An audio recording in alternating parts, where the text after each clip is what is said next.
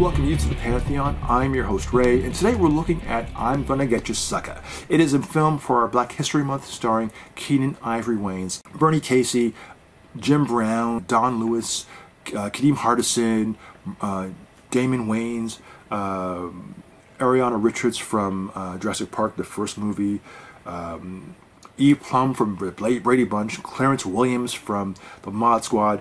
The amount of people that are in this film is incredible. It's a blaxploitation spoof.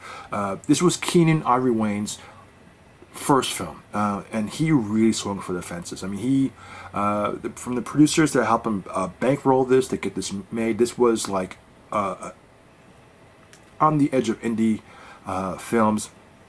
The only other director who had the genre of, if you want to call black being a genre, would be a movie like Hollywood Shuffle, Robert Townsend's movie. That was like the only other film that was produced independently and that made like waves of because of commercial success, or just okay, let me put this away. Okay, at the time, I mean, Robert Townsend's Hollywood Shuffle would be something to refer to. Spike Lee's films, would be a reference to refer to, like Do the Right Thing.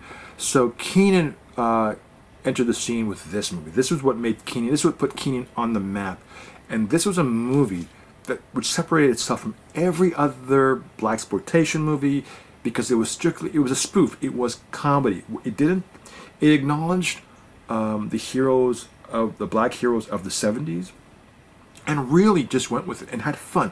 And the idea of spoofing, not since, let's say, Airplane was, we have that tongue-in-cheek humor, Airplane, or Airplane the sequel. So you had a bit of all of that in here. They played spoofs on theme music. So there's a lot of things about this movie that was just amazing. And even if you weren't into like if the idea escaped you, let's say the idea of blaxploitation escaped you, that's fine, because this was genuinely a comedy that made fun of a genre that everyone was aware of. Like, I mean, Antonio Fargas from like Starsky and Hutch, who played Huggy Bear, he played the pimp, the pimp of the year. I mean, there was everything about this that hit on all cylinders, both TV, film, sports, music. It hit on all cylinders. For anyone who was familiar with any of these characters or icons, there was something for you to attach. The producers behind this, I mean, the main person behind this, I mean, he was known for doing animation movies for Bugs Bunny, like producing some of the classic Golden Age cartoons and television shows, like westerns of its time. He was a fading producer, but he was a well-known established producer in Hollywood. A lot of the people who were behind the scenes financially and bankrolling this stuff were either newbies or small-time producers, but Keenen Ivory was able to pull all of that together and really, like, he wrote this and he directed this, and he really was the driving engine for this and the brainchild behind all of these things.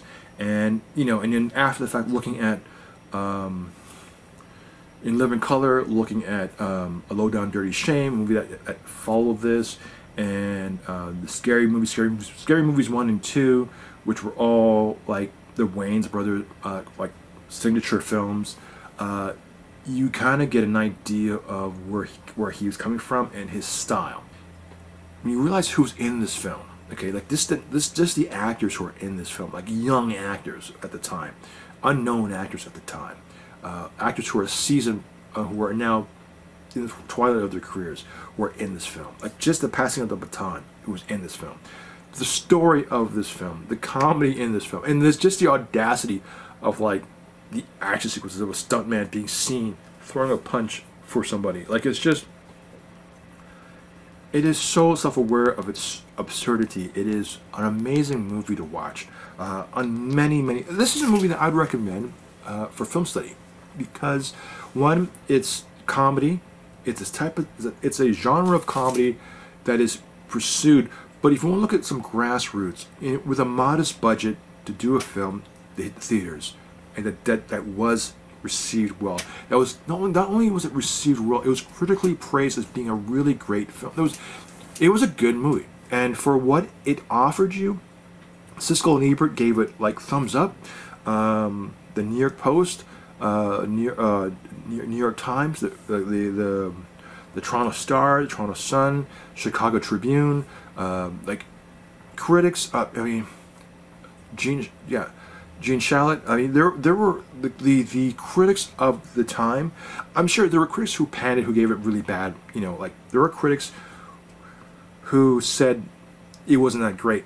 But in general, the masses of like and also the audiences that saw this movie, it was well received and was praised, and it was something that was fresh.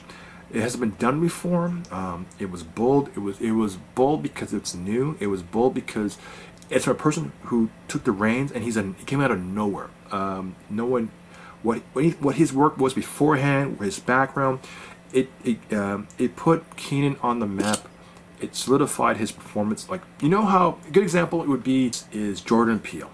He's the best example of a first-time director who, out of the gate, creates he becomes an overnight sensational genre-changing director.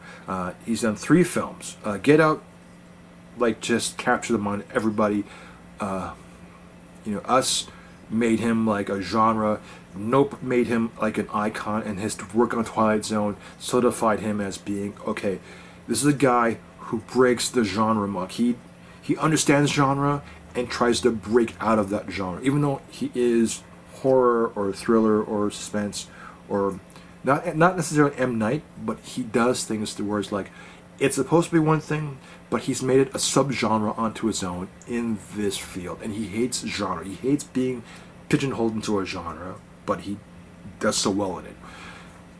Keenan is the same thing of that generation. Keenan, comedy is his bread and butter. He was a writer for Eddie Murphy for Raw. He wrote comedy. He was a comedy writer for a number of years.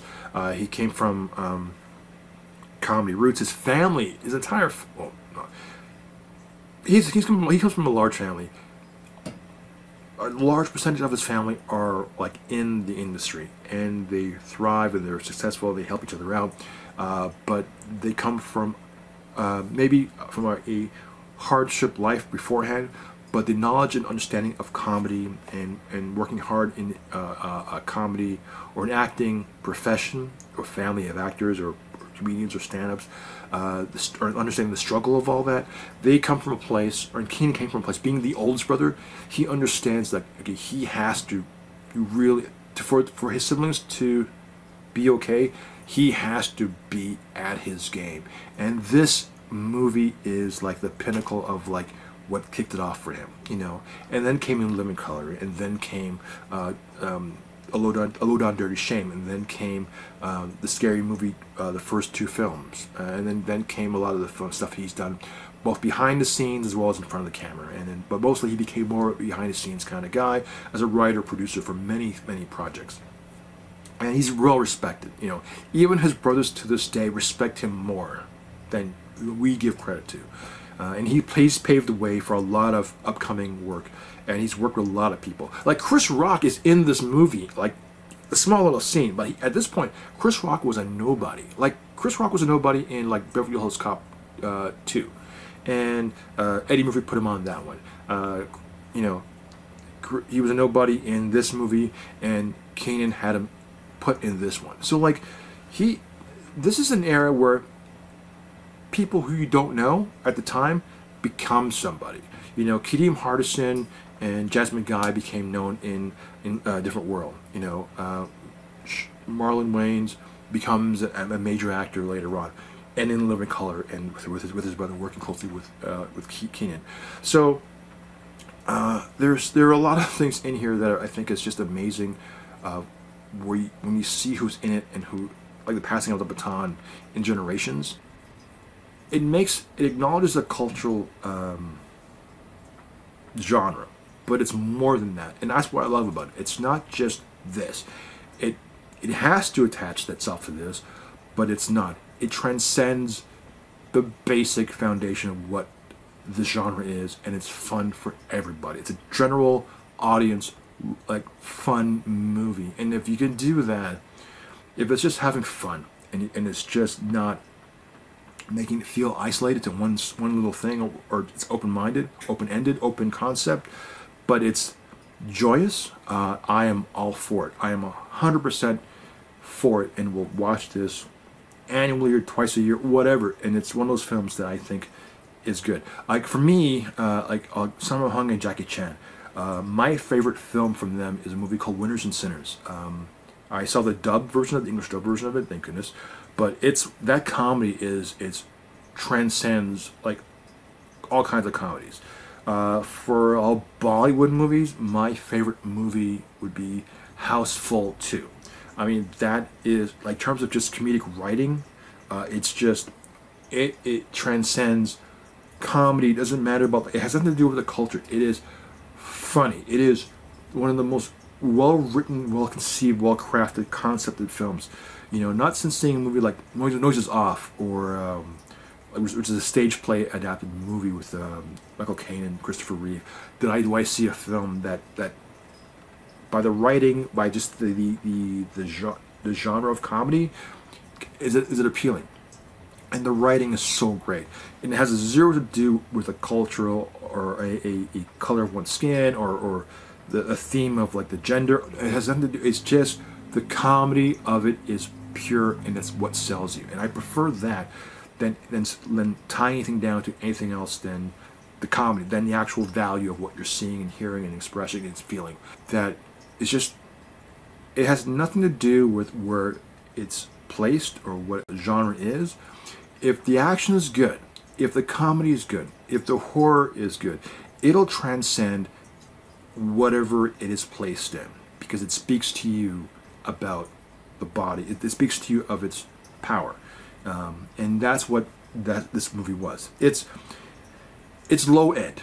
It's on a modest budget, but I'm Gonna Get You Sucker is a really good movie. A lot of stuff came out of that. A lot of people, success and recognition and cutting their teeth in the industry, even though it may have been the second or third film, getting them into the industry, getting them comfortable in their skin, developing their craft to go on to do bigger, better things.